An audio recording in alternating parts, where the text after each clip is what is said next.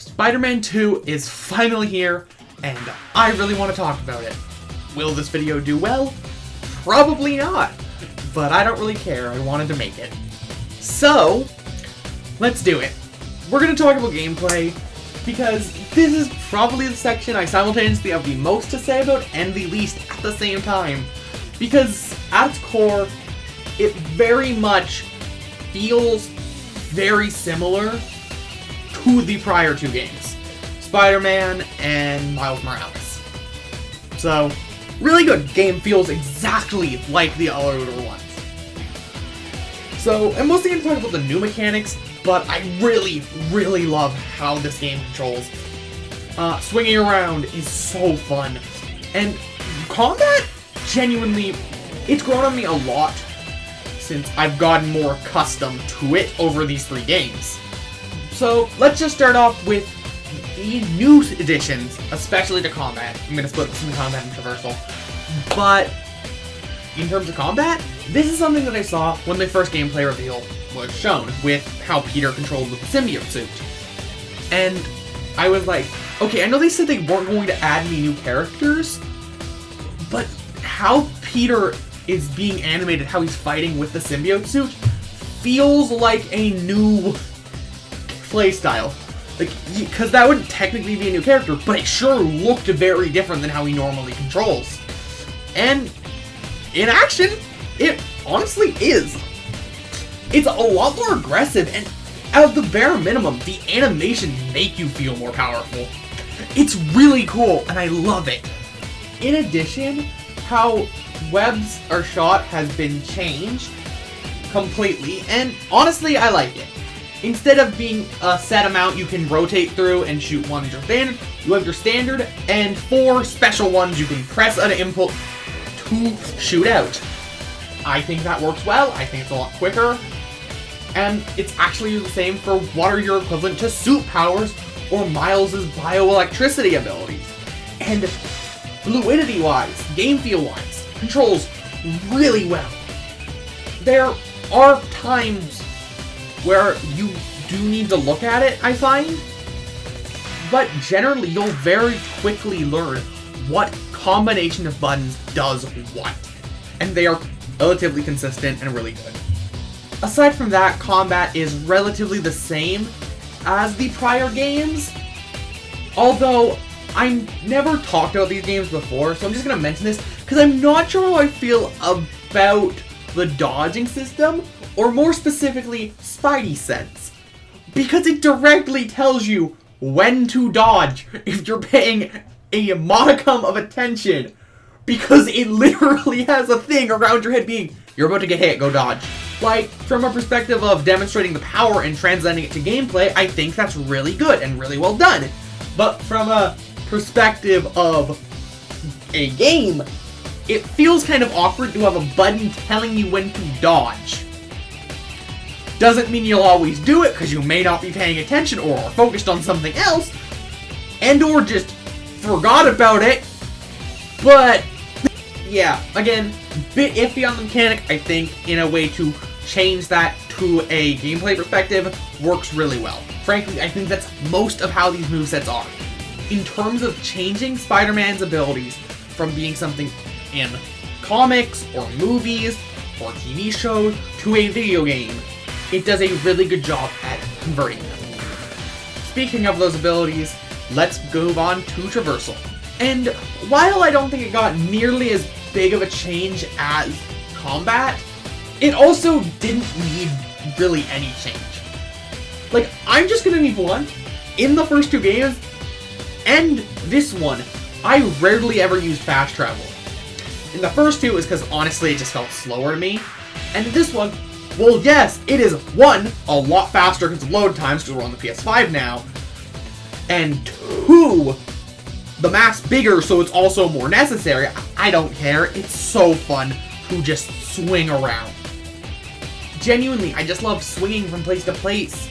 And now with the web wings, that really helps, especially for the bodies of water and parks throughout New York. And obviously the trick system's back and fun as ever, as well as a few new ways to swing, like the loop-de-loop. The point being, the combat's really grown on me over these 3 games, and I don't really think it's an issue with any of the prior games or an improvement that this one added. I think I've just gotten a lot better at understanding how the combat in these games work. Because in certain ways, it's a bit awkward, especially since half your moveset involves moving the enemy and positioning, compared to normal, where you're mostly focused on yourself. Either way, let's move on to a thing I've mentioned this every time I talk about this in a review, don't normally mention, but it is worth bringing up this time, graphics. And I don't really know what to say. This game is stunning. Like, I genuinely have never played a game that looked this good. It's a lot more impressive when I talk about it, especially since I mostly review Nintendo stuff, because the Switch is horrifically underpowered, especially compared to the PS5, but God, this game looks good. It may also just because I play a lot of Nintendo games, which evidently don't. Not really. Again, the Switch is comparable to a PS3. Not to hark on the Switch, I love that thing. But, like, genuinely, I am blown away by how good this looks and how well it performs. And for clarification, if you're worried about how good graphics can affect gameplay performance, don't worry, the game gives you an option when you start a save to either run at around 30 FPS in the highest fluidity I've ever seen in a game, or at 60 FPS in also a really good fluidity. Seriously, I don't know what to say. Which I'm kind of surprised it isn't both, just because I've seen the PS5 run games at 120 FPS. But then you look at how good this looks. Like, if I were to record the game for video purposes, I think I would just use the performance mode, because I don't think it really matters with YouTube rendering. But honestly, really good. Like, I don't normally talk about graphics, as I said, and I especially do not really care for realism in games. I don't know, it's just never been a big deal to me. I prefer stuff that's stylized, but this genuinely, aside from like a few ways light reflects off of things, you could convince me it was real. You know, aside from the giant mutated lizards, superpowered spider people, and other things that come with it being a comic book game. So if you took a photo of some iconic landmark that actually exists in the real world, because I know some of the landmarks in this game are definitely made up, you could probably convince me. Anyway, let's move on to the characters, because I really love this cast. I'm gonna split the section up into Peter's side and Miles' side. Again, I just like splitting things up because it makes it easier to talk about. So, let's start with Peter's side of the cast. And, obviously, Peter, great performance. Genuinely, the amount of edge, the amount of emo that exerts out of Peter with the symbiote suit is great. You can really tell. He, like, just feels perpetually upset. Like, genuinely, it's like, I want to kill everyone in this room, but I won't energy. And while we're on the topic of Peter and the symbiote suit, this is a mild spoiler, so if you want to skip ahead like 20 seconds, feel free. But I love how he slowly succumbs to it more and more in both his animations and his way of speaking, to the point of close to the end before he loses it, he straight up says, like, uses plural pronouns when referring to himself, the same way Venom does. Welcome back, people who skipped away from spoilers. We're going to now talk about MJ. She's basically the same as she was in Spider-Man 1. Don't really dislike her, don't super care for her, but I also think that just comes down to, especially compared to Miles' cast, Peter's side of the story really is just Peter, compared to Miles, who is a lot closer to a lot of his companions. I don't know, MJ kinda just feels like she's there. She's useful occasionally, and she does help out, but half the time, the stuff she does is basically, hey, you should go over this way. I think there's a mission. Also, Harry. Cool addition to the cast. I really like what they do with him. It's just, he's a very, hey look, spoilers character. So I'm just gonna ignore him because I don't want to talk about very many spoilers because I want to make this as accessible as possible. As for Miles, He's great as always. And the same goes for his family. To my knowledge, Haley is new to this game. I really like her.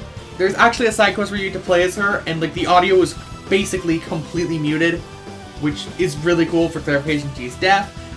Genuinely, that was really cool. I think that's just a really cool way to do that. And Genki, as always, is the fun man in the chair, who, honestly, really helpful, because he actually does stuff on missions. He will occasionally show up, and it's cool. And Jonah and Danica, your two podcasters, God, I just love them. They're both so great. Genuinely, I wish there was a way to re-listen to what they say, because sometimes you sadly miss part of it because of another event. Because genuinely, swinging around with them just talking, I don't know, it's cool. You get to hear about what's happening. Like, to my knowledge, there is no way to re-listen to what they say in this game. So if you guys want to add that in a post-update, if Insomniac is listening, please do. I would love that. Before we continue, please consider liking and subscribing. It helps with the channel a ton, especially on videos like this. Anyway, suits. Hopefully I have some special footage to put up of the suits. I don't know if I will, because I want to see the rest of them. I haven't gotten for myself, but I love them. They're great. So, let's start with the one that is easily the biggest improvement. The Into the Spider-Verse suit for Miles. In Miles Morales, it came with the custom suit ability that lowered your animations to 24 frames per second. Which has a slight issue when you can only equip one suit ability, and it's definitely much better spent on something that isn't cosmetic. But since suit abilities are no longer here and have been replaced with other various upgrades, it is just a passive effect on all Spider-Verse themed costumes, be that Into the Spider-Verse or Across the Spider-Verse. And the rest of them, across Peter and Miles, are just really cool references to some stuff. Mostly Spider-Man stuff, but I'm pretty sure one of them's based on Wolverine. And if it isn't, the fact it has an optional color palette that is just Wolverine's color scheme makes me beg to differ. Oh yeah, each suit also has an additional 3 colors you can equip. So if you don't like the defaults, then you can pick something different. For example, I really like Miles' tracksuit, but I do not really care for the white pants. I can make it so the entire design is a matte black, which makes it look really good. Given the one thing I will say is it feels a bit less genuine compared to last time and a lot more markety, since when Spider-Man PS4 released, the only active Spider-Man property was the MCU Peter Parker, compared to the fact it acknowledged both Tobey Maguire and Andrew Garfield, and Sony doesn't have full custody over Tom Holland. And when Miles came out, it was a decent amount after Into the Spider-Verse, with no signs of a sequel at least publicly available. But this time around, when there's more Into the Spider-Verse costumes than ever, and they are actively working on Beyond the Spider-Verse, and the fact the only Spider-Person that is not important to the main plot or a joke that is directly pointed out in Across the Spider-Verse being Insomniac's Spider-Man feels a bit awkward. For clarification, they point out a few others that aren't important, but they are very clearly for a joke. In reality, it's probably a mix of both, the developers being fans of the properties and wanting to include references to those things, and Sony wanting to use it as marketing. Story. I'm going to keep this section relatively brief because, again, I want to keep this review as spoiler-free as possible, but really like it. It's some stuff I haven't really seen before with the IP, especially since, well, there isn't normally another Spider-Man to fill in for Peter when he's consumed with the symbiote suit. Because Miles and the other Spider people are usually forgot about. But genuinely, it's really cool. Kraven as a villain makes perfect sense, and also gives a good reason for a lot of the new antagonists as to why they're here and why we didn't see them in the prior 2 games. Seriously, it would be kind of weird if it's like, hey, I've been evil this whole time even though I haven't done anything in the last 2 years. In reality, it's mostly just people who have been stuck in prison and can't do much, or people who are trying to be reformed. And frankly, I really like that direction, and it really is a good explanation as for where all these villains have been and why they weren't in the first game. Because if you didn't know, the first game, Peter had already been Spider-Man for about 8 years. As for the side content / side quests, honestly, mostly really fun. There are a few I'm not super fond of, but generally nothing overstays its welcome, and a lot of them are really fun. And some have really awesome stories. Like, for clarification, even if you were just planning on doing the main story, I highly recommend checking out the Flame side quest, because it is really cool, has a really cool boss fight, really cool story, and some really cool setup for a potential sequel or DLC down the road. But aside from that, all the side content is pretty fun. Again, very little of it I didn't enjoy.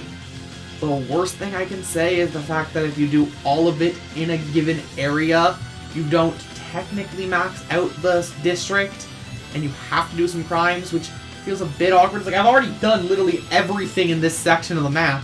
You just want me to wait around for a crime to happen. Maybe if there's a way to force crimes, it would be less of an issue, but it really isn't an issue either way, because it just means if you see a crime, go stop it. Either way, I'm really excited to see the future of this franchise, specifically the Insomniac Spider-Man universe. Be that DLC for this game, another game down the road, or if the upcoming Wolverine game is connected to the universe. Either way, I'll see you guys in the next one. Bye!